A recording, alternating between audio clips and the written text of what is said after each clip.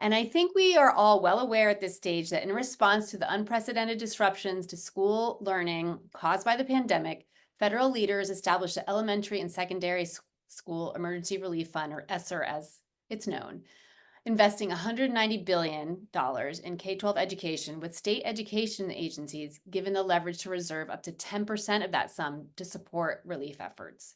In the middle of this process, back at the end of 2022, GLR actually hosted a webinar that focused on following the money, where we learned from the Council of Chief State School Officers how states were investing or planning to invest their set aside, with a big focus on tutoring and accelerated learning, which is what's over $4 billion, out of school time and extended learning, about $3 billion, and this is across the country. School personnel, $1.5 billion, curriculum and instruction, $1.4 billion, and digital connectivity and remote learning, $1.2 billion. So these were the amounts kind of summed up across the state. All of these strategies have been proven effective, but another thing we are all well aware of is that the funding supporting these efforts is ending very soon. There's a September 30th, 2024 deadline, that's in a couple days, for obligating the final pool of relief funds, and a January 28th, 2025 deadline to liquidate the grant before funds must be returned to the U.S. Department of Education. And then, while states can request a 14-month liquidation extension from the U.S. Department of Education in specific circumstances, the end of ESSER continues to be at the forefront, driving states to identify opportunities for sustaining and scaling the solutions that have been initiated as they revise budgets and rework funding strategies to find ways to continue to support the solutions. The Campaign for Grade Level Reading is absolutely thrilled to have this unique opportunity today to hear straight from the decision and policymakers who are leading state departments of education about how they invested the funds over the past 4 years, what they learned, and what they are doing now to plan to ensure that students across their states will continue to have access to the extra supports that they have come to rely on for ongoing learning growth. The rarity of this opportunity to convene and learn from a panel of state chief school officers is no small thing, and we are extremely grateful for the time and insights these leaders will share with us today. There have been endless articles and reports about what has worked and what states and districts need to do now, but we now have the opportunity today to hear directly from the source, and this is just extremely valuable to our GLR network and all of you who are here with us today. And even more valuable is the moderator that will be facilitating this important conversation. We are very lucky to welcome back Dr. William R. Hite, who is the president and CEO of KnowledgeWorks, who will expertly draw out the key learnings and insights from this group. Prior to joining KnowledgeWorks, Dr. Hite served as superintendent of the School District of Philadelphia, the largest public school system in the Commonwealth of Pennsylvania. Under his leadership, the district expanded innovative school models, redesigning schools in partnership with communities. And now I'm honored to welcome and briefly introduce our esteemed panelists with us today in alphabetical order. And please note that full bios are linked in the chat, so I am just previewing quickly who we have with us today. Susana Cordova is Commissioner of Education at the Colorado Department of Education. She is Colorado's 18th Education Commissioner and the first Latina to hold the state's top education position. Prior to being named Commissioner, Cordova spent more than 30 years in education. She served as an assistant principal, chief academic officer, chief schools officer, and deputy superintendent before becoming the superintendent of Denver Public Schools and before becoming the state commissioner. Katie Jenner is Secretary of Education with the Indiana Department of Education. As the state's first Secretary of Education, Dr. Katie Jenner leads the department and chairs the State Board of Education with a learner-centered, future-focused vision. Under Dr. Jenner's leadership, Indiana is focused on 3 key pillars: student learning and opportunity, educator talent, quality and value, and system alignment and capacity. Indiana has deployed a number of tactical solutions within each of these 3 pillars. We also have Charlene Russell Tucker, who is the Commissioner of Education at the Connecticut State Department of Education.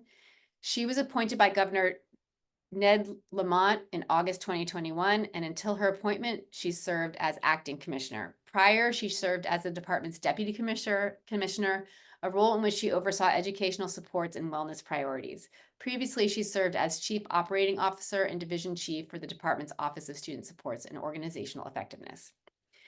Mackenzie Snow was appointed by Governor Kim Reynolds to lead the new Iowa Department of Education, including pre-K through 12, learning, teacher preparation and licensure, community colleges and college aid, beginning July 1, 2023. She previously served as Virginia Deputy Secretary of Education, as New Hampshire K-12 Learner Support Division Director. She also served as a special assistant to the president at the White House Domestic Policy Council, senior advisor at the Office of Management and Budget, and policy director at the U.S. Department of Education. Wow, we have such an amazing panel. We are want to say welcome to all of you. We're so excited to have you, and we look forward to engaging and learning from you. So now I'm excited to turn it over to Bill to get the conversation going. Thanks, Emily. And hello, everyone. Good afternoon. Glad to be back with GLR to talk about something that's really important, particularly given the expiration of the funds, or the end of the funding, I should say.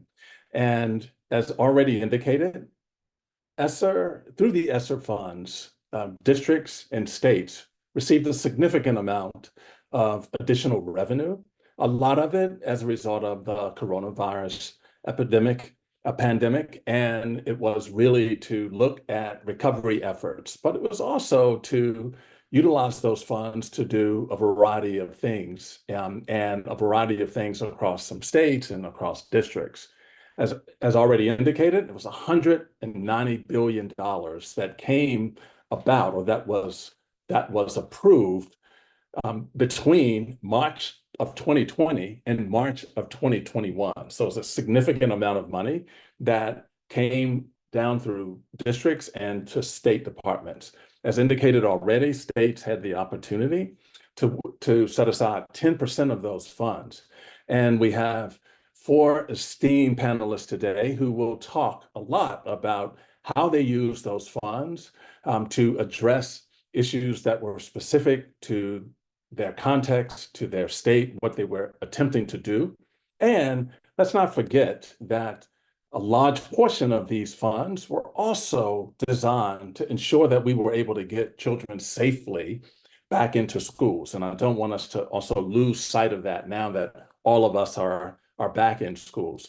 But to set the context, we have 4 individuals that have done things that Emily has already described.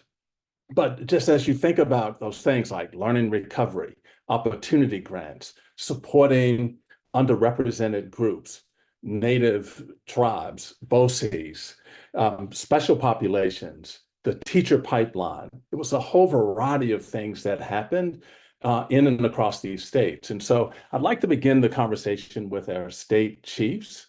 And I would like to ask each of you to begin with an overview of what the ESSER funds meant in terms of your state and your existing budget, and how your agency and position are situated in the state and the conditions that exist to enable districts to take advantage of the state-funded and promoted initiatives. And so what we're trying to do is just understand from all of you the context within your state, and to get at the differences in state agencies and the chief officers based on how the agency and leaderships are positioned in order to do that work. And so I'd like each chief to share a response. And Susanna, if you don't mind, we'll start with you.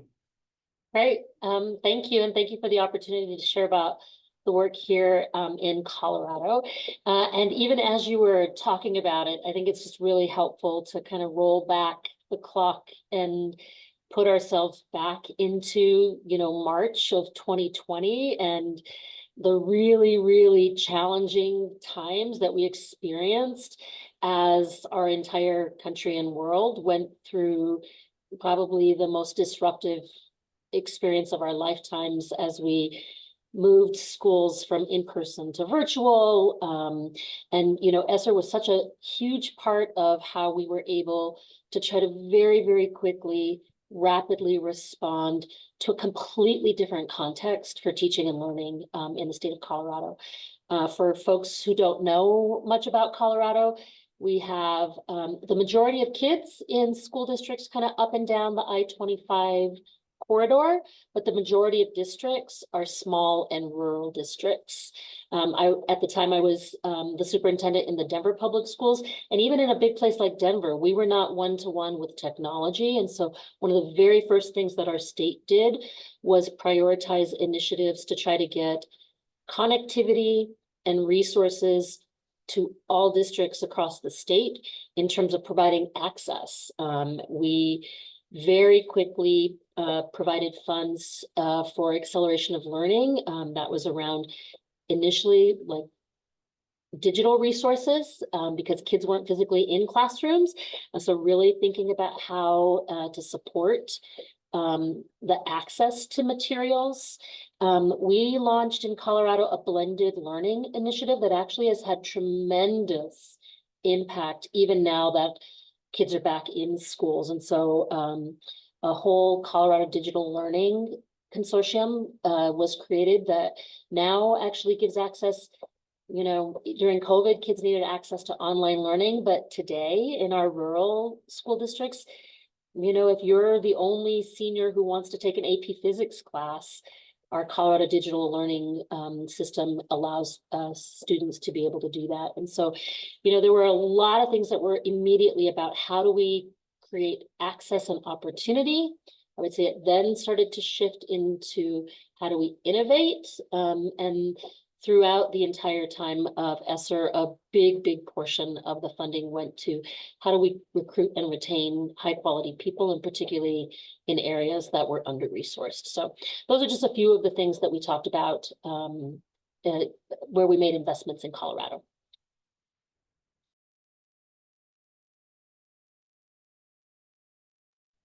Thanks, Susanna. And thank you for reminding us of like the difficulty and the times that we were facing of doing that period. And it just reminded me, in fact, like I felt like I was starting to break out in hives again. I mean, so that like facilities that were not ready to receive children based on the types of ventilation that was needed, as an example in Philadelphia. And so it just reminded me of all of the things that we were all of a sudden thrust into, that to help resolve the incredible disruption. ESSER funds were a means to start to get young people back into schools safely and on a regular basis. But I think one thing that you also mentioned, the innovation that came out of this and the things that we had not done before, but as a result of a need to educate children differently, those things have now become operational in many of our systems and in many of our states. So thank you for sharing that. Katie, I'll come to you next. Can you talk a little bit about your state? Sure. Great to see all of the fellow chiefs on here. And thank you, Bill. I'm Katie Jenner from Indiana. A little bit of landscape and in context about Indiana. We serve 1.13 million children in a variety of school types. The vast majority, about 90%, go to traditional public schools, but we do have a very active school choice community with charter schools and private schools. So looking statewide, we have over 2,200 schools throughout our state, and K-12 makes up about half of our state budget. So about $10 billion approximately year over year. You know, it's interesting, Susanna said, imagine back. If you talk to a lot of state chiefs, many transitioned during the pandemic. So many who started are still not here today. There are a few. In my case, I started about 4 years ago. It was actually January of 2021. That was a time that most states in the country were either trying to keep kids in school, or in Indiana's case, we had most of our students in school other than some of our urban areas. And so it was trying to get them back to school urgently. But we also had another dynamic. Indiana had always had this was an elected position statewide. We had Democrat and Republican governors who worked over a period of years to make it appointed, mainly because we are half of the budget, and alignment with our governor is absolutely essential. So when coming in, if you look at the headlines back in 2018, 2019, 2020, in Indiana, there were a lot of strained relationships between the department, the General Assembly, the House, the Senate, the governor's office, externally. So in order to drive change within a crisis situation, it starts with consensus building and relationship building. So our team, when I came in as an appointed Secretary of Education, that's really where we started with relationship building. Also, we really push, and you'll hear me share more later, the value of being very transparent with the data. It can't just be the schools doing it alone. It has to be schools, community partners, others working together. And it starts with that data transparency, a lot of listening, ensuring in conversations students are kept as the priority. And then just being very honest about when people come in to complain about challenges, and we still hold this true in Indiana. Let's not spend our time admiring the problem. Let's focus in on solutions. And so that's always, in beginning back at that point, we didn't have time to spin on problems. We had to focus in on some of the solutions at hand. A little bit about our historical academic context. With literacy specifically, we had been declining as a state for about a decade.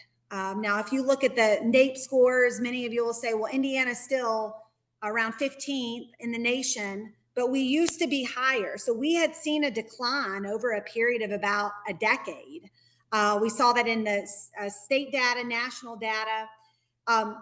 The pandemic only exacerbated this crisis as it did in many states across our country. So again, a lot of that consensus building and reviewing the data was so that we could build an army of people to get our foot on that gas pedal and keep it on there for kids. I think we'll hit on probably, Bill, some of the specific things here shortly, but just at a high level, literacy, STEM, rethinking high school, educator pipeline, where some of our main focuses. Again, glad to be on, great to see my colleagues as well. Thanks, Katie. And yes, we will hit on a couple of those points. And I love the consensus and relationship building, and want to talk more about that. And we'll talk a little bit about later in the conversation, I hope. We will talk about like those things that you wanted to require versus those things that were really important to build consensus around. And so we've heard from Colorado and Indiana. Now we'll move to Connecticut, and so Charlene, could you talk a little bit about your context in Connecticut? Perfect. Thank you, Bill, and to my colleagues. Great to see you, to be able to share this space together. And you'll hear a little bit about what Katie mentioned and what Susanna mentioned as well, because I also was here just having agita thinking back to where we started during the pandemic. But just a little bit here, and so grateful for the Campaign for Grade Level Reading to have this convening of us today. But in Connecticut, also wanted to share that we're a system, it's right now 512,652 students. And every one of them, as I say constantly, they're important. That's why I don't say over 500,000. I get right down to the number very specifically. And of that, 275,000 are students of color. 225,000 are eligible for free or reduced price meals, 92,000 students with disability, 54,000 English language multilingual learners, speaking over 180 languages, supporting over 100,000 school staff. We are a diverse school system. And so that is really important. And this year, our theme is a universe of possibilities. That's where we are for this school year for all of them. But going back to COVID, I'll share with kind of what we did then. But one of the things that underpin all our efforts, I think Katie just mentioned that, is our longstanding focus on what I call best-in-class collaboration.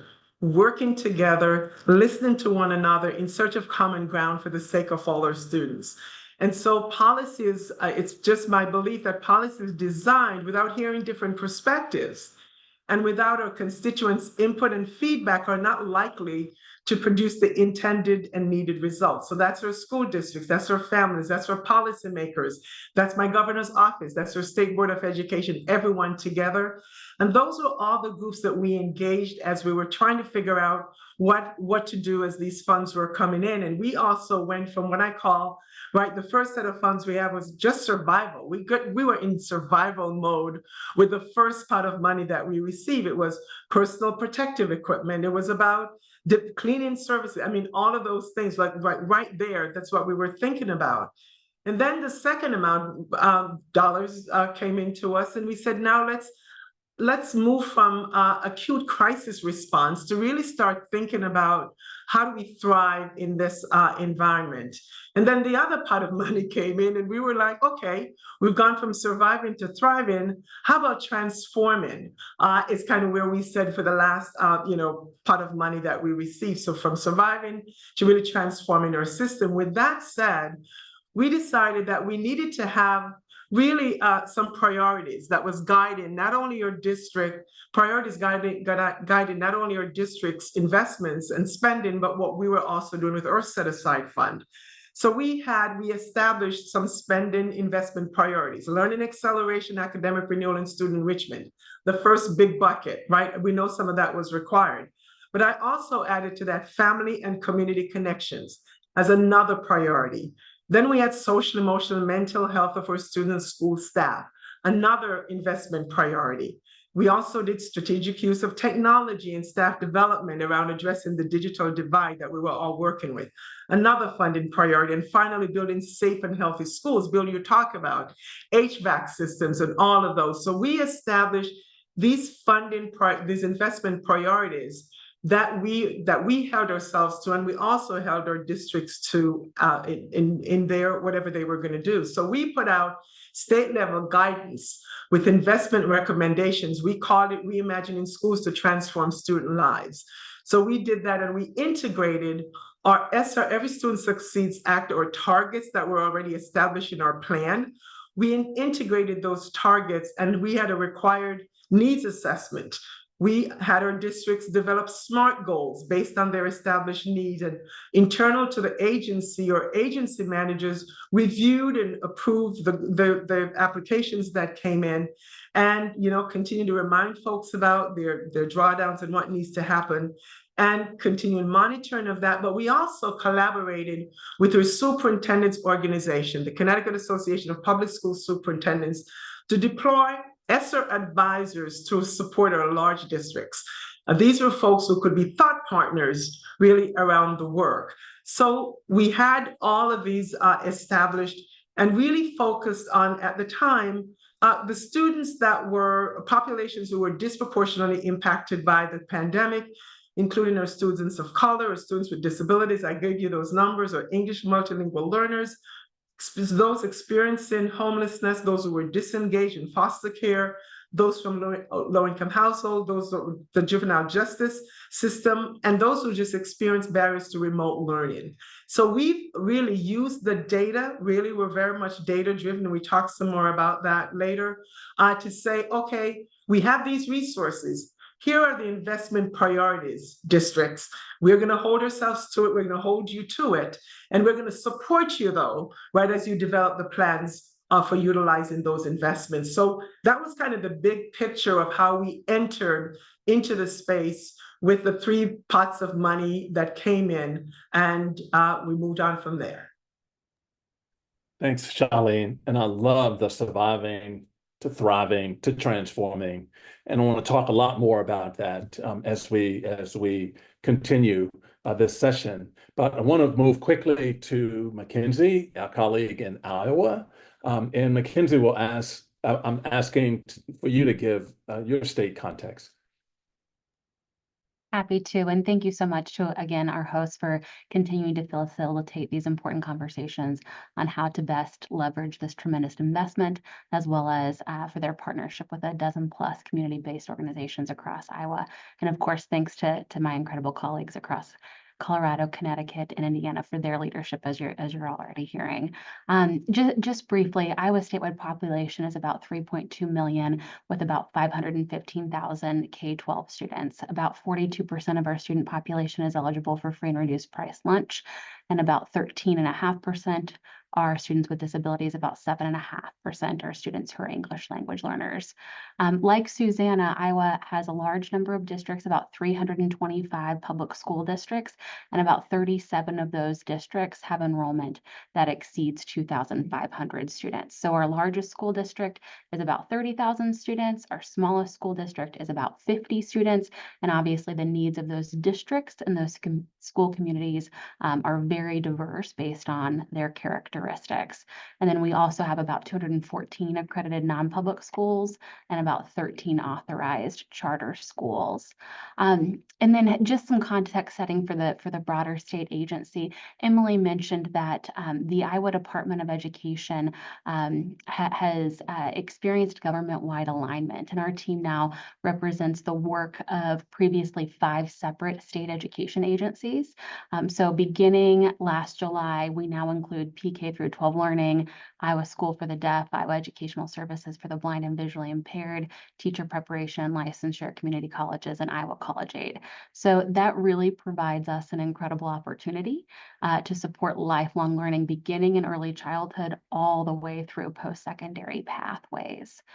I want to spend a quick moment on our achievement data because it is so critical to advising our policymaking and decision-making processes. Iowa prioritized keeping schools open and students in the classroom throughout the pandemic, and that is the main driver of why our students experienced minimal to no COVID-related learning loss compared to the nation. Our long-term results in English language arts show that proficiency increased across grades 4 through 8, with significant gains in middle schools, gains of 7 to 8 percentage points. But our long-term trends also show modest proficiency decreases in grade 3, and that really helped inform our focus on evidence-based early literacy instruction and the science of reading in particular. And then our long-term results in math also show proficiency increases in grades 3 in middle school, with percentage point gains of 5+ percentage points. But it also indicates significant decreases in grade 7, a decrease of 7 percentage points. And that really informed our focus on Algebra 1 in grade 9 and our new mathematics standards. So at the same time where we saw students across the states experience very little impact of COVID-related learning loss, we also see that concerning achievement gaps persist in Iowa, especially among students with disabilities and students who are English language learners. In ELA, we've got 45 and 53 percentage point achievement gaps experienced by students with disabilities and students who are English language learners, respectively. And in math, that's 41 and 45 percentage points. This concerning achievement gap data is also shown in our 22 NAEP rankings statewide in grade 4 reading. For the all student group, we ranked 15th, but we ranked 40th among students with disabilities and 44th for the achievement experienced by students who are English language learners. So this achievement gap data is informing all of our decisions, all of our actions, and you'll see that throughout our investments in our top 4 priorities around strong teacher pipeline, narrowing and closing achievement gap, multiple pathways to post-secondary success, and finally, evidence-based reading instruction. Thanks, Mackenzie. And that is an impressive set of outcomes from Iowa. And so congratulations on your good work. And to all 4 of you, congratulations on many of the things that you have started or implemented and the success that was that was a result of that. And so I will ask, and some of you hit on some of these things already, but want to do it with a little more specificity. And now now that we all understand the context, and some of you talked about some of the top efforts you launched or expanded using ESSER dollars, but I'm going to ask you to talk a little bit about why you prioritize those particular strategies or initiatives. And so if you could please share just a couple of things you launched or expanded using ESSER dollars, and then talk about the results you've seen. Mackenzie, you just did that, particularly around some of your literacy results and some of the math work that you did. But this time, let's start with Katie. Well, yeah, it was fantastic to learn from some of my chiefs across the nation where they are today. The one thing that I know is impacting all of us that I would just raise from the last question is the impact on chronic absenteeism and getting students back in. I know we're all facing that. So just wanted to throw that out there for all of us to consider if we have time. So I'm going to hit three big areas. Bill. So first one, academic supports. I mentioned our literacy data, where we were. We had seen virtually a decade of decline. The pandemic further exacerbated that challenge. So we launched with a major investment.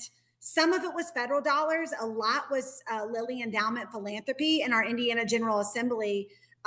We invested in an Indiana literacy cadre, which was basically a copycat version of the Mississippi Miracle, which again, I think probably most people on this call know what happened in Mississippi. If you don't, you should put that action item on your list to learn more.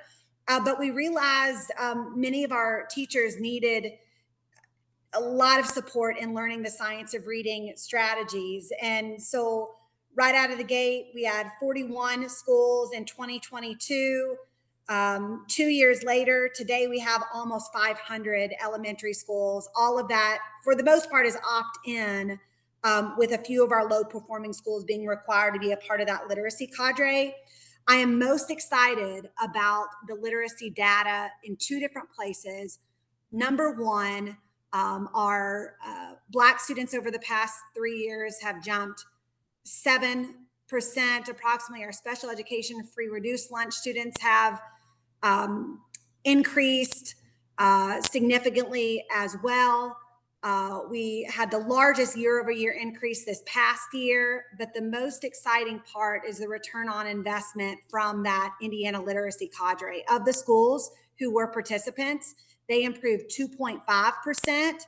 versus the schools who are non-literacy cadre schools only improved 0.2%. So we're leaning in more on that investment, lean in on what works, keep investing there, cut out what doesn't work. So another investment that we made in Indiana is it was a competitive grant focused on science of reading where the local district could design what they wanted to do to support their teachers versus the other, which was a copy off of Mississippi Miracle. What we found with that competitive grant that we invested in, we only saw 0.1%. So those millions of dollars that we invested competitively, we will now reallocate because again, a lot of those are state dollars. A second thing I'll highlight in the academic supports, Indiana Learns, that is essentially a ESSA for parents. During the pandemic, we had quite a few parents who raised their hand and said, I know that my child is struggling. I'm working 2 jobs. I can't pay for additional tutoring. I don't know what to do. So we launched where a parent could be eligible to up to $1,000 for tutoring if they met certain parameters, if they were on free reduced lunch, and if they were struggling with ELA or math. That return on investment data is back. We have not publicly released that, but you will see us planning to sustain, asking the General Assembly this coming session to sustain that support because of the positive ROI. Also in that space, we launched, as many states did, summer learning. The most statistical significant return on investment was right in Marion County. That's our state capital, Indianapolis.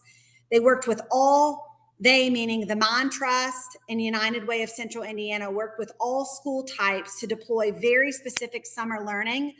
That moved the needle, again, more so than any of our summer learning grants throughout the state. So we said, all right, if this works here in Marion County, could it work in rural Indiana, urban, suburban?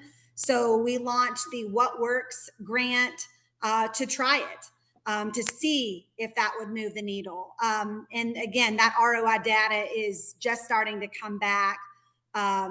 Stay tuned on that. It was positive, and I don't want to get too in front of myself because I haven't shared this too much publicly, but one of the student populations we were really concerned about is we're seeing most recovering, other than we're still struggling with our English learners and Hispanic students to recover. And so we are very focused on how might we move the needle there. And we saw some positive gains with those two that I just mentioned. Crossing the finish line. In Indiana, you may know we're #1 in the nation for students leaving with college credit. The average student leaves, about 64% of our students leave with college credit, and the average student leaves with 13.5 credits, which is this close to completing a credential of value, educational attainment, like 1 to 2 to 3 classes. So we ran the data with all of our higher education programs, and said, okay, we will pay for all the tuition fees, books, if they complete their credential. We had hundreds of students, actually thousands of students, jump into this opportunity, learned a lot from there, mainly that parents and families and students and school counselors didn't even realize they were that close to completing a credential. So it's totally impacted our rethinking high school and how we can, again, save students a lot of time and money. Impact data, since 2021, we've saved students and families nearly $12 million in tuition fees, textbook costs, and students have earned approximately 4,000 credentials beyond what we were already doing at the high school level, which again is very big for our state. Second big area, the educator pipeline. When we came in 4 years ago, a lot of people immediately said, gosh, we have a teacher shortage. We have a teacher shortage. We have a bus driver shortage. We just have a shortage. We wanted to know where and how do we triage. So we launched a supply demand marketplace. The demand is all of our school types. Post started with just teachers, but now it's all positions and it's live transparent data. You can see it. So that's the demand. The supply would be what our educator prep colleges or other preparation programs are offering, and then connecting the supply demand. The other thing this has allowed us to do is triage where we need it the most. The #1 area we needed is special education. So we launched a major initiative where we've had over 1,600 new teachers enter special education in Indiana, really helping to close that. ITEL was launched after the success of special ed. That's for EL teachers. Our trajectory is going up in Indiana, like most states, but our data in terms of teachers certified was plateauing, so we needed to increase there. Again, a lot of participants and completers, and they're staying in the profession. The third area we launched last year in June was in STEM. And again, there's a significant number of people involved in that. Third big area is re-envisioning how we measure school and student performance. We launched the Indiana GPS, indianagps.com. You can check it out. It connects K-12 data, higher education data, and business and industry data in one platform for every single school in Indiana, all school types. I think the exciting part of this is now you can look up any high school. This is just as an example, any high school in Indiana, and you can see, okay, what is that graduating class's sustainable employment? What are they doing a year after in terms of employment or enrollment?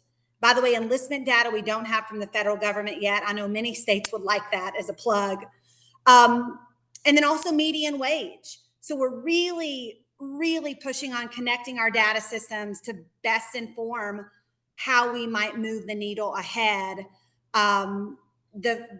What this will also build is we're an at-risk system that we have schools piloting right now that essentially takes those Indiana GPS indicators And there's predictive analysis, statistical analysis done to predict if a child has these indicators that are struggling early, it would show their risk level and how to overcome that. But a lot of lessons learned with COVID. The big is return on investment and killing the things that are not working and focusing on what is. Yeah, no, Katie, thank you. And congratulations on all of those outstanding accomplishments and achievements, particularly for your students. It's a question that I have as a follow-up, but I don't want you to follow up. I don't want you to respond now. We can respond because we want to hear from some of your colleagues. But you started talking about the Indiana literacy cadre. And the success that you've seen, so much so that you redirected funds from another initiative into that initiative. And you talked about the schools that are participating. And so my question would be, when you see that kind of success at the state level, is it important then to require systems who have not yet achieved that to participate? And so, in other words, do you see policy in that circumstance as like a catalyst to improve or to get engagement and participation? Or is it just necessary in order to do those things? We'll come back to you to get that answer. And Charlene, we'll move to you next. And if you could talk specifically about, we said 3 or 4, we're going to shift it to 1 to 2, right? So that we can get more in. All right, now that works. And a few things that I could talk about, because there's so much to talk about: our summer enrichment, all of that program, and our high dosage tutoring and all of that. But I wanted to start with something that was really something that we thought about very early on when the funding arrived. What about sustainability? How do you sustain this when the funds, we know, was only here for a limited period of time, right? We knew that from the very beginning. So a friend of mine for us was thinking about sustainability. So one of the things that we established was rigorous evaluation, effectiveness of our initiatives. And so we established the Connecticut COVID-19 Education Research Collaborative, referred to as CCERC. A research partnership between the department and institutions of higher education in Connecticut. This brings together researchers from public and private universities across Connecticut to work collaboratively on these evaluations. So, and given what we've seen and the impact, we've now kind of renamed it. It's not COVID-19 anymore. Same, where we rebranded it as the Center for Connecticut Education Research Collaboration, keeping the same acronym. But the purpose of this was to have almost like real-time, rigorous evaluation of our investments, right? So really important right now, and I know we've posted the link, we're evaluating summer enrichment, we're evaluating the theory of action around the ESSER plans, remote learning audit, and the learner engagement and attendance program, which I'll speak to as kind of the next thing that we talk about. Katie mentioned addressing chronic absence. But this research collaboration allows us to understand the results of our investments and to answer the question I ask all the time: so what? You've invested all of this, so what? So our initiatives are targeted, they're data informed, and we are actually measuring impact. So that is something that we're really pleased about, that we have available to us. Can you imagine leveraging the power of researchers from our institutions in Connecticut to be able to specifically work on what we're investing in education? So that really is important. And so one of the investments that the researchers did was the learner engagement and attendance program that we stood up to address chronic absence in Connecticut. And so we know it works. The LEAP program is a relational home visiting program that allows home visitors to literally go and establish or reestablish relationships with families. Why are your child not in school? What's happening? What do we need? How do we support you? And so we were able to, in going back to 2020-21, we established monthly, we had in-person, hybrid, or remote learning, and we had all of that. We started collecting data at the state level on a monthly basis. So we knew at the end of each month, what was happening with attendance across the state. That data, so we saw the numbers actually rising, and we could see that. That allowed us to go back to a collaboration that I talked about earlier, our governor's office and the other partners. The governor's office with the GEAR funding, which is the governor's education relief funding, invested millions of dollars. I think it started out with $10 million for us to really design this learner engagement and attendance program. So imagine, and then we were able to evaluate to find what is the impact of this program on getting students back into school. So what you hear me say, what we were able to, the governor invested.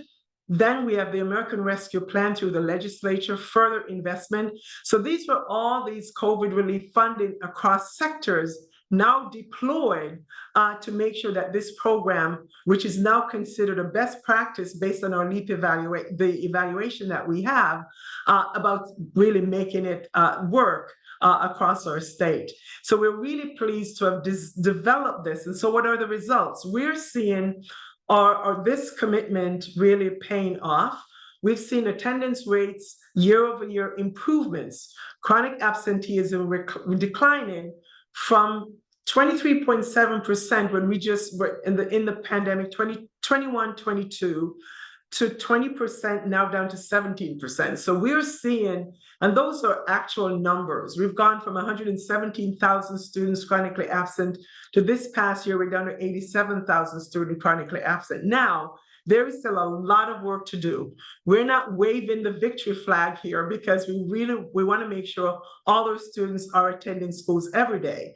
But this past year, we also saw 158 of 197 districts with improved attendance this past year, and every student group also had improvements in their attendance rates. So it's really important for us that we invested this way. And why is this so important? I think Mackenzie talked about their outcomes, but we know attendance lays the foundation for effective learning, impacting student growth and achievement, and continued recovery and acceleration efforts that we're also determined to achieve. So when we're able to see that there's something that we've invested in, and we've seen the outcomes again through the evaluation, that after a home visit, right, we now see the numbers of students and the impact on attendance even after a one home visit. So we now have information, we have a research-driven program that is actually making a difference, all because we use the data to basically spur action in developing a program that we now know from the evaluation that it works and it is a best practice, it is evidence-based, and we're really proud to have that. So the research collaborative that is now helping us really be able to say what's working in what we're investing in, right? And so we have that information there to an attendance program that's given us results are the two that I just wanted to share with us here. Charlene, really appreciate that. And I know Emily put in the chat, it was a link to an article from Forbes about Connecticut's funding what works in education recovery. They can prove it. And so I appreciate the examples you just provided. Mackenzie, we'll come to you and ask you to talk about one or two things that that you want to give us more context and information on. Thank you so much. And as Charlene so aptly said, we are really focusing on transforming, on advancing our vision of a best-in-class education system that sees every child, that meets every child where they are, that provides them what they need to meet high expectations and to ultimately realize their incredible potential. So we have articulated our top 4 priorities, all of which are built on a foundation of vibrant, safe, and healthy learning environments. Again, there's strong teacher pipeline through recruitment and retention, narrowing and closing achievement gaps through accountability and support, and empowering students with multiple pathways to post-secondary success. But I'm going to focus on strengthening early literacy and evidence-based reading instruction for this conversation. And obviously, all of those priorities are deeply integrated. But to dive into strengthening early literacy, the Governor Reynolds, directed a over $9 million investment to ensure statewide access to evidence-based professional learning or letters to up to 6,600 educators. And that included our ESSER funds providing stipends for completion for teachers in schools who are identified in most need of support. And we really view this as very complementary as we build our in-service teacher knowledge to our recent legislation that's intended to support pre-service teachers with teacher preparation programs that are aligned to evidence-based reading instruction. And that's legislation the state is implementing now. Another significant investment in early literacy has been with our summer reading grants. And those summer reading grants actually implemented EPS Learning's Amira personalized tutoring. And that is proven to accelerate student achievement and foundational reading skills and is especially effective for students with disabilities and students who are English language learners and operates also in Spanish. It is grounded in the science of reading, and it uses voice recognition technology to provide real-time, in-the-moment tutoring that includes corrective feedback as students read aloud. And we saw the effectiveness of this tool in our summer reading grant participants. So we have expanded that intelligent personalized reading tutoring statewide to include next summer and throughout the school year. And this was just announced last month, and we already have over 135 participating school districts, over 12,000 students already utilizing their licenses.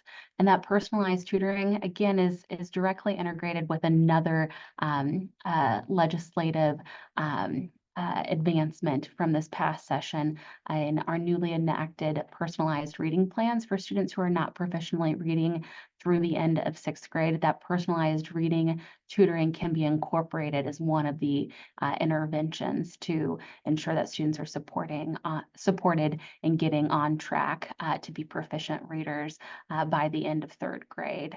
So again, these investments really build on our comprehensive advancements in literacy. We have world-class state content standards that were just adopted this spring, the statewide professional learning, our teacher preparation program alignment, our evidence-based summer reading programs, the statewide personalized tutoring, and personalized reading plans for students in need of support. And through these investments, we were able to come alongside existing efforts of school districts and the state legislature to ensure comprehensive support for implementation. And I look forward to sharing more later about teacher pipeline and multiple pathways to post-secondary success. Thanks, Bill. Thank you, Mackenzie. And as an individual who works in an organization that does personalized and competency-based learning and helps systems set the conditions for that, I'm excited to hear about your personalized reading plans and your personalized tutoring. And so thank you on behalf of my organization for doing that work, particularly at the state level. Susanna, can you talk a little bit about Colorado? Sure. It's so impressive to hear the work that's going on around the country. And so I was taking notes actually as people were sharing because I'm just so interested in all of this work. I'll share 2 things. One that is like a very quintessentially Colorado use of the funds, and then one that's kind of a little bit unusual for Colorado, but I think speaks to our deep belief in evidence-based practices. So the first one that I'll talk about that is very, very Colorado, we used ESSER funds to incentivize grants around a program that we called our Rural Co-Action.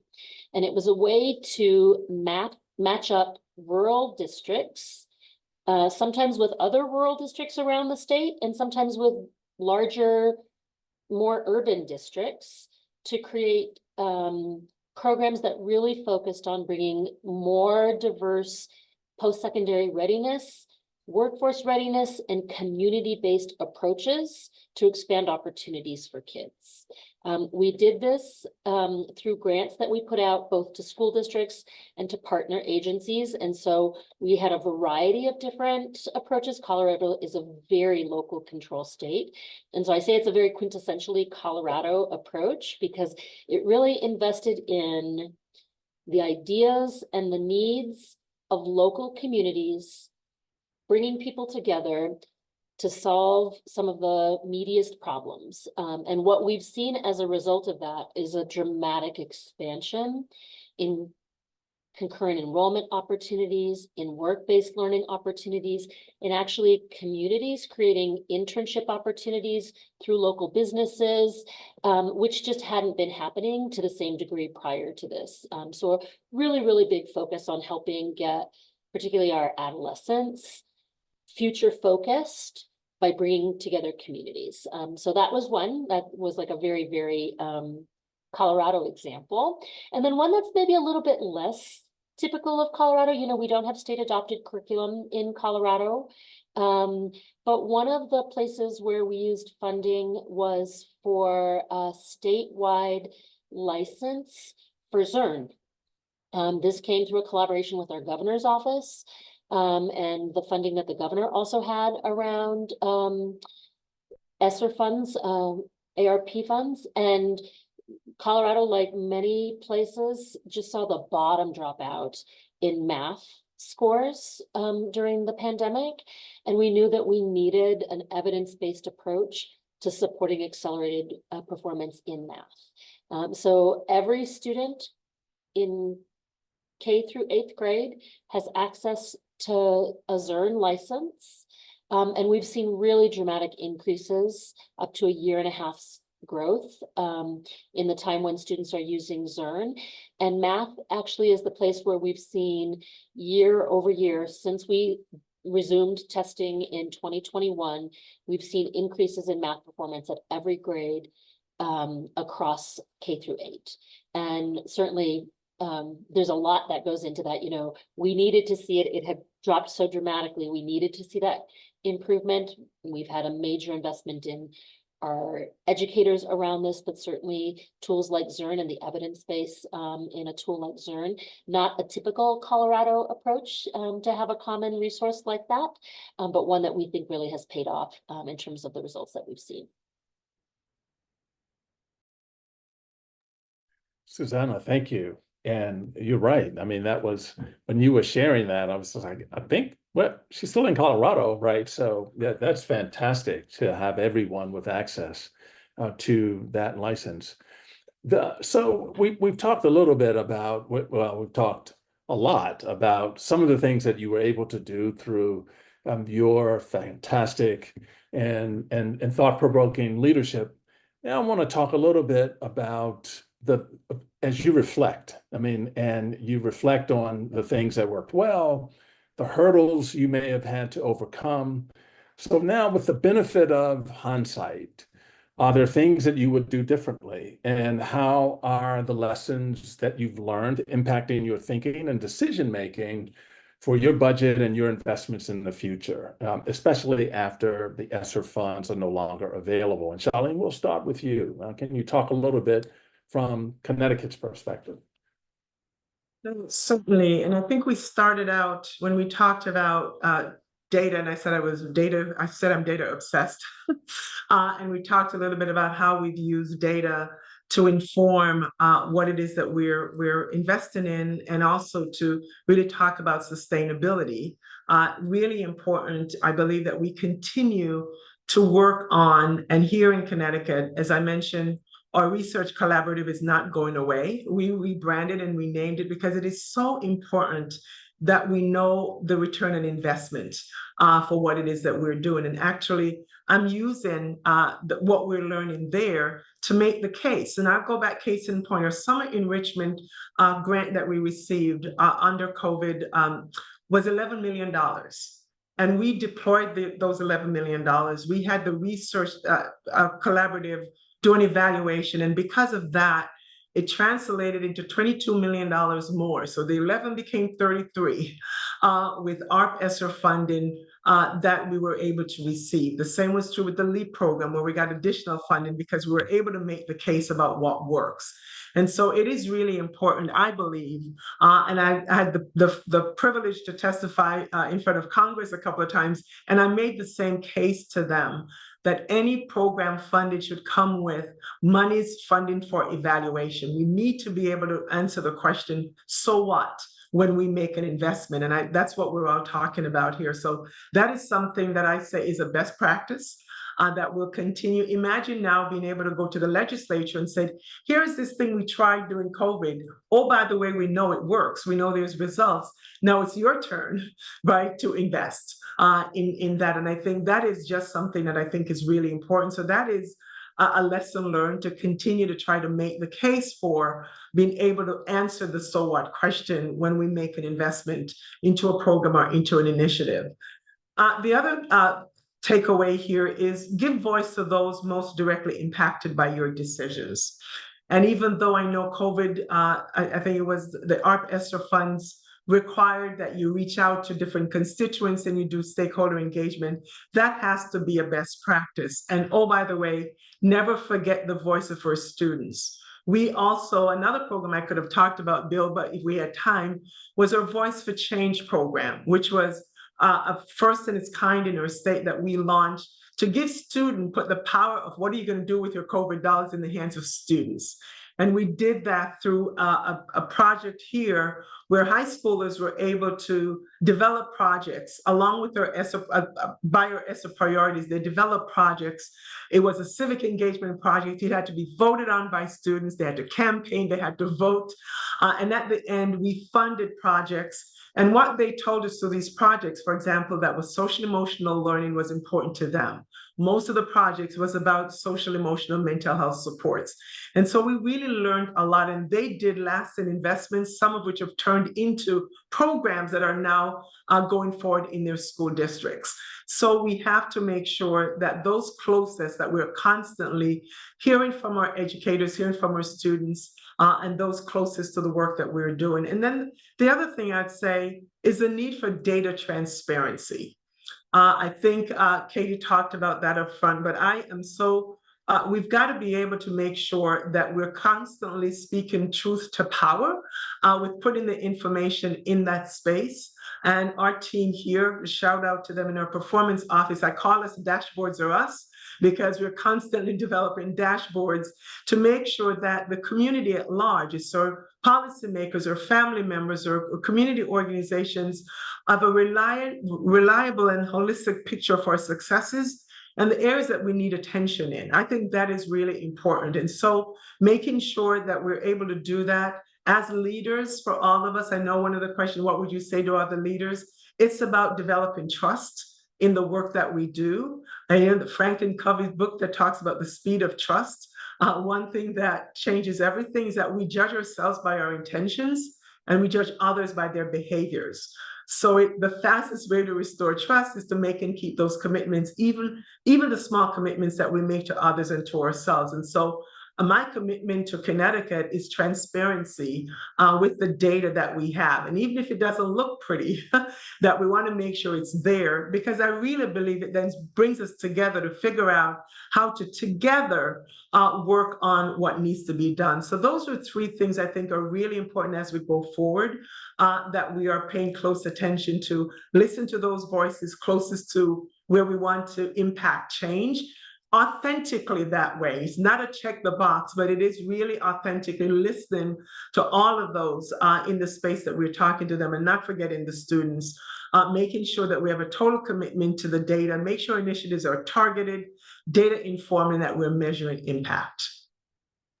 Charlene, I love that. And because, you know, sometimes classrooms or the individuals you're trying to impact are a long ways away from like where policies are being made. And so when you talk to those individuals who are being impacted, that you want to impact, does that then inform your policy, your implementation, how you allocate resources, or all of the above? All of it. It really is all of the above, right? Yeah. When you understand, because you think you're making the best decisions, but then when you go on the ground and those in the front lines, you hear what you thought is not exactly how things are happening around an implementation standpoint. And we know there's a whole science around implementation. So constantly having that touch point. I shared earlier my background. I'm not in my office because I'm out on location today, meeting with the Commissioners Roundtable for Family and Community Engagement in Education.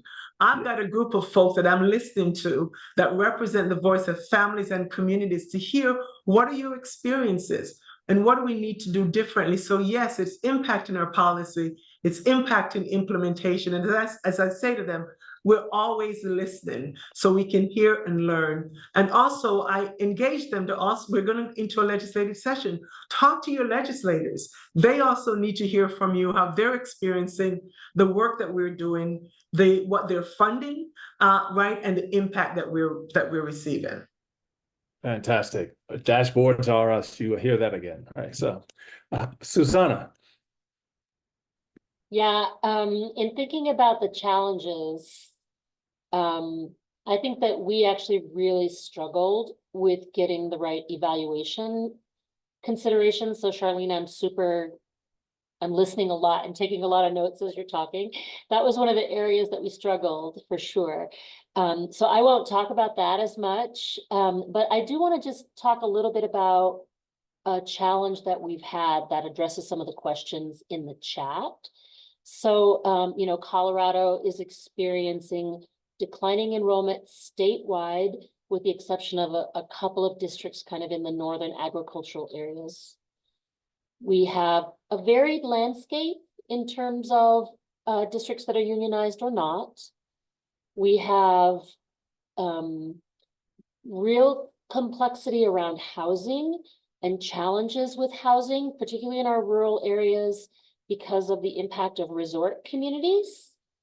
And I think frequently many of our districts with an influx of ESSER funds decided to make some long-term investments with salaries. And it was, I think, the case where it was really hard not to come to agreements, particularly in a unionized context, around salary increases. And a hope that there might be fixes coming through the state budget longer term. You're sort of sitting on some ESSER funds and putting some investments in. You know, many places initially we're not putting it into salary, we're putting it into new positions, and we frankly didn't see people materialize for those new positions. And so they ended up putting money into compensation for their existing employees. And I think we are now seeing a very challenging budget landscape, both in terms of the roll-off from ESSER, the investments that have been made in salaries, and declining enrollment, and then a tighter state budget context as well. So I would definitely say that one of the long-term challenges that we're grappling with in Colorado is like, how do we get the right balance of paying our teachers what we know they need, grappling with the lack of housing and the cost of housing, and a tightening state budget, particularly as the ESSER funds roll off. Yep, really important questions.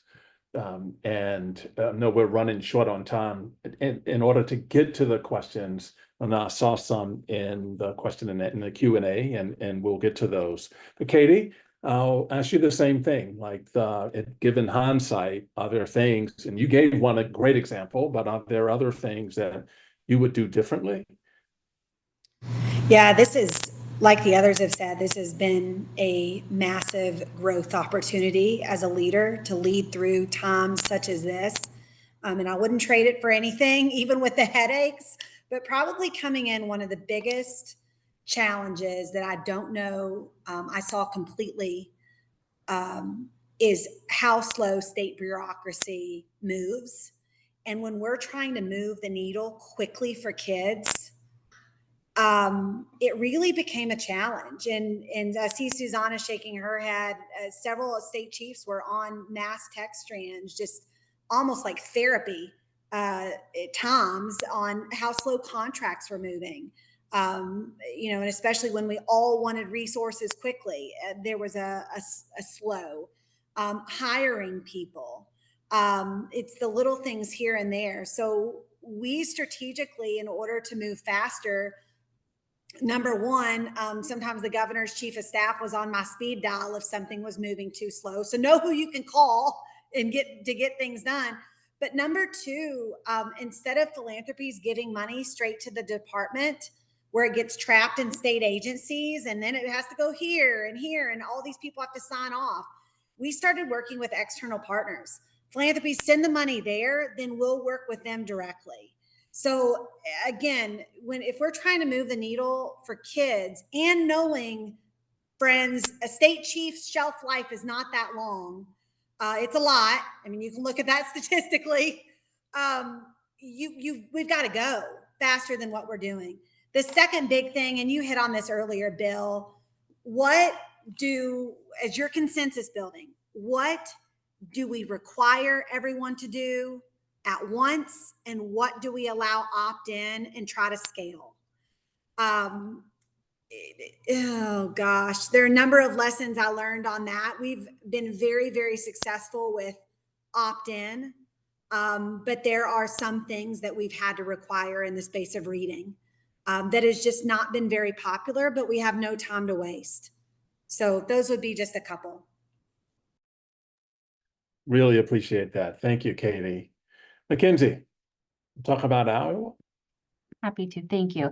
Just to zoom up as we enter the Q&A portion, as a reminder, ARP ESSER alone was about 122 billion, which is, for context and as a reminder, more than 30 times the size of the $4 billion Race to the Top fund. So these were truly a tremendous, extraordinary investment of resources. So we, of course, have that dual responsibility to leverage these extraordinary resources to support student-centered systems improvement, but then also ensuring the transparency of the use of the funds. And I've had the opportunity to administer these 3 tranches of ESSER funds from the U.S. Department of Education, from New Hampshire, from Virginia, and Iowa for the past and final year of their performance period. So a couple ideas on to avoid and to consider. Obviously, investments that don't directly impact student learning and do not have proven success in narrowing and closing achievement gaps. And folks have mentioned this before, but again, to zoom in on avoiding recurring expenses that cannot be sustained. And many states and many districts found it really helpful to create multi-year spending plans that began to leverage state and local funds to sustain programs before the federal funds would run out. So for example, year 1 might be 100% in federal investment, then year 2, 75% federal, 25% state and local, and so on. And then the last component on think about or to avoid is just to be really mindful about who's already implementing what to avoid field overwhelm and implementation, because we all know that the success of these statewide programs and efforts and systems improvements all hinges on the incredible work of those implementing in our schools and classrooms across the states and across the nation. And then one significant consider, I think we've all talked about how the investments directly align to our statewide priorities or other ARP investments or legislative investments. But I also want to talk about braiding funds and complementary investments in particular. So we talked about one of our top priorities is multiple pathways to post-secondary success. And through our ESSER state set aside, we provided about $2.5 million in credentials to career grants to support CTE programs and aligning to the attainment of an industry recognized credential. And that really was complementary to our new statutory definition of work-based learning and our updated state plan, our revised new state accountability system that includes work-based learning and industry recognized credentials in our post-secondary readiness indicator. There was huge demand, very successful program, but also a remaining need for credentials to childcare careers. And thus the governor invested governor's state and local fiscal recovery funds, or SLFRF funds, in a specific program to support family and consumer science programs to aligning to the attainment of a child development associate, so that communities could recruit and retain an early childhood workforce that was of and for their community, and also so that we could expand access to high quality child care to support working families and to best support students and teachers who are parents of young children. And I know each of us has many examples of the power and the amplifying impact of complementary investments, but that's just one to take away. Thanks, Mackenzie. And I want to thank, this incredible panel of state chiefs. and congratulate all of you on your work, and thank you for your work, and thank you for your resilience and perseverance through what had to have been tough and challenging times. And so as an individual who was at the district level, just really appreciate all the work and the thought that went, and the thinking that went into how to set the conditions to allow systems to take advantage of these opportunities. And so want to thank Charlene from Connecticut, Katie from Indiana, Susanna from Colorado, and Mackenzie from Iowa. Thank you so much. We're going to transition to Q&A for a few minutes here. We have a few minutes to do the Q&A. And Emily, I'm going to ask you to help, but I saw a couple of questions in the Q&A in the queue. And so one is, there are two that are related, and one in particular talks about unions and how did unions impact implementation of any of your changes. And this may have been one specifically to you, Charlene, and how did teacher unions react to data transparency? And so any individual can have a shot at it, but I do think, Charlene, one is specific to the data transparency question. Certainly. And, so our union partners, I meet with our union partners regularly. And so when I talk about meeting with all our stakeholders, they are a part of it. And so we meet, share where we're headed, have really great conversations, be informed by impacts on that end. And sometimes I've had opportunities to meet directly with our educators as well, and have roundtables with them to hear directly. So we really try very hard to have an open dialogue. And we've not had any negative responses to really just making the data publicly available. It is there. And so I think everyone they've gotten used to the fact that we're just going to put the information there and have conversations around them, that there's certain data points that we certainly give previews, certainly towards school districts, right? So they can be prepared for questions that they may even get from the press before they have it, but we really make sure it's there. And we've not had any negative repercussions on that. There, I think everybody understands they'll use the information, whatever constituent group, based on what areas that they're working on, and we'll put that out there. But we just released information on teacher vacancies, for example, and different groups use it differently, but the bottom line is it's there and we're making it available so we can all have conversations around it. I really appreciate that, Charlene. I couldn't help but think, like, the notion of using data as information, simply they're just facts, and it's to inform and to improve. And not to judge, right? And so therefore, individuals will then feel informed and feel like they can use it to improve. But that's right. It creates a whole different environment if it's used to judge, right? That's right. It's data, and it's a tell the truth in a way people can verify is a quote, right? And so you have the information there and they can use it however it fits their priorities. I really appreciated how Katie framed her remarks earlier too, with some of the stuff that was going on at state government level, and that it's all about relationships. And that's exactly what Charlene just said too. Yeah. Do you want me to go to, we just posted our poll. This is just to get your feedback. And I just want to say that we take this very, very, very extremely seriously, and we talk about it every week. So please take a few minutes to complete the poll that's in front of you as we keep on going through the questions. So this is a good question from Ms. Jarrett. So you've mentioned the decline in enrollment. So any insights in your states? Where are the students going instead of your public schools? Have you seen trends in your state? So I can certainly speak a little bit to it for the Colorado context. In part, we just have fewer school-aged children in Colorado.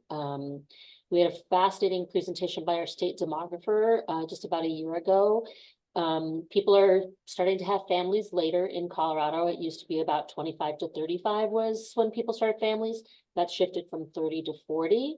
We have a big group of people who are just getting ready to enter their 30s, but whether or not they have families is really going to be predicated on whether or not they have housing that is conducive to having families and they can afford it, whether or not we have enough water for the housing to actually be built. So that's a real challenge that we have in Colorado. So we have fewer kids.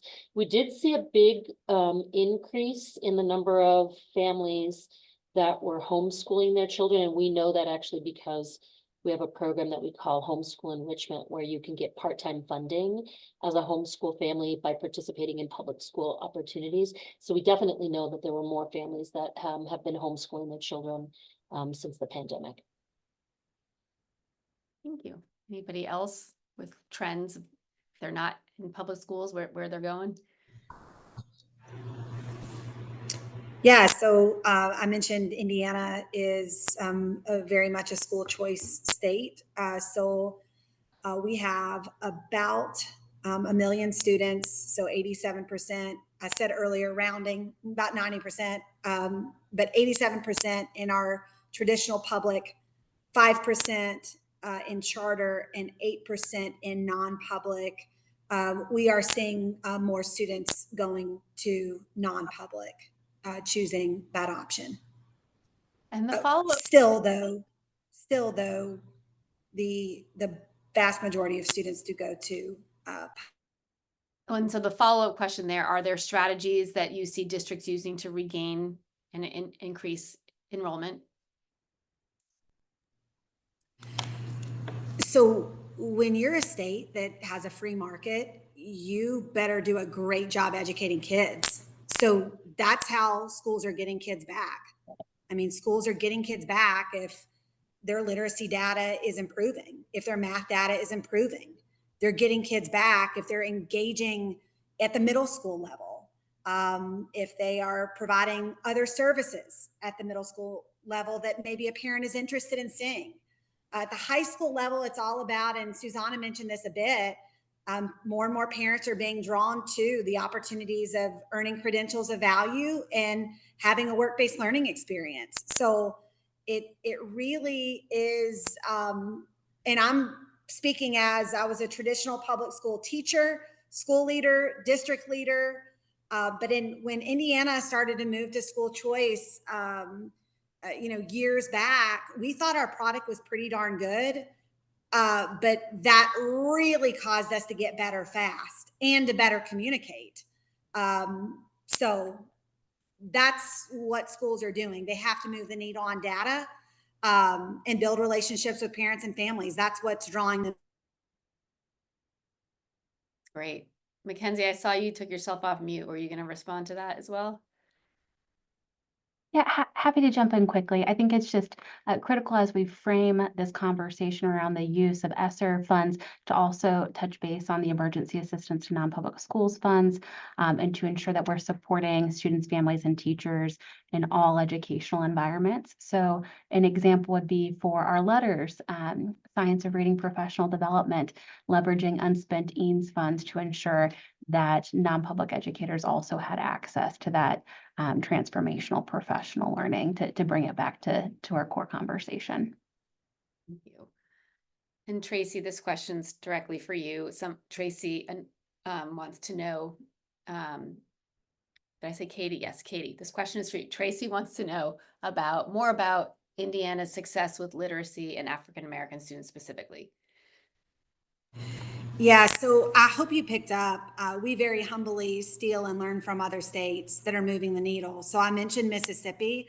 Kimyana Burke, who was their, I believe, director of literacy or something like that, has been on speed dial, I know, for Indiana and for many others about the data and about how to best move the needle in student populations. This again touches on something that Bill hit on earlier. So our Indiana literacy cadres have shown the greatest gains, which is copying off of what Mississippi did. We put in statute that if schools had 70% or fewer than 70% of students reading, they were required to be a part of the literacy cadre. Many of those schools had, student populations that maybe in the past historically weren't moving as quickly, but that putting that requirement in required them to opt in, but also opened up resources for them. And I'd say that's one of the biggest things. The other thing we've pushed in Indiana is community involvement. That has been remarkable to see. So we have a group called the Mind Trust here, right in Indianapolis, that have really focused in on literacy. I spoke at the Indianapolis City Council meeting, or just making sure elected officials, all community partners, have their hand in and are trying to move the needle, and that we're using that data to drive improvements. I know we're short on time, so I'm trying to be as concise as possible, but glad to follow up if helpful. Thank you. So this is actually a big question, but I feel like it's a good one to ask for maybe the last, 1 minute we have. This is from Katya, and she says, our public schools across the country, and you've all kind of touched on this a little bit, but are vastly underfunded and facing increasing privatization efforts. How can we talk to, so Katie, you talked about like, if you're demonstrating how well the schools are doing, that's a great, but she's asking, how can we talk to and advocate to lawmakers about the success of the different ESSER initiatives, after school tutoring, literacy, increasing the teacher pipeline, so that they are financially sustained by the states, by the people who can continue to fund them. So again, we've got 1 minute here. So anybody, go ahead. I talk to lawmakers every single day, Yeah. and we always lead with data and moving the needle. That's my expectation of them, that's what they fund, and that's their expectation of me. So I'm hurrying, so I'm passing to Charlene. Just going to say, show it's working. When you can answer the question, is it working? Is there a return on investment? And when everybody knows that that's happening, and everyone can collectively have that conversation with policymakers, from the family to the student to the school, right to the state, that is really impactful. Love it. The only thing that I would add is we are in a really constrained state budget environment. And so I really talked with my team about, if we know something works, we should use our existing resources to fund that as a way of expanding and do less of the things that are not getting the results that we need. And so I think we have to talk about the trade-offs, and evidence is what should really help guide our investments.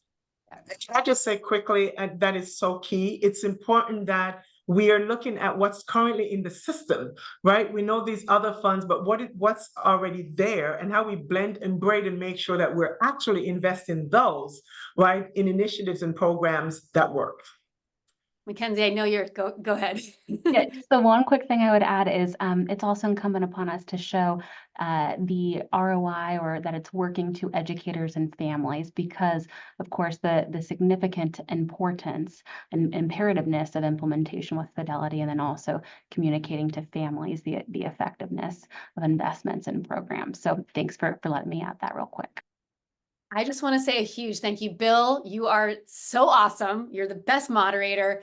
I just love these vastly different states. Like if you think about the difference between Connecticut and Colorado, my goodness. And Connecticut, and Connecticut's a little state. I grew up there, so I can talk about Anyway, thank you to all of you. We are so appreciative of your time. We know how valuable it is, and we've learned so much today, and we are so, so thankful. And all of our participants today, we encourage you to join us again. Every week we have a conversation like this that's very useful. Today was special. So thank you. Thank you. Here's some of our upcoming sessions. I shared the links to register in the chat, but huge thanks to everybody. You were all awesome today. We are so incredibly grateful, and enjoy the rest of your afternoon and the rest of the week. Thanks so much.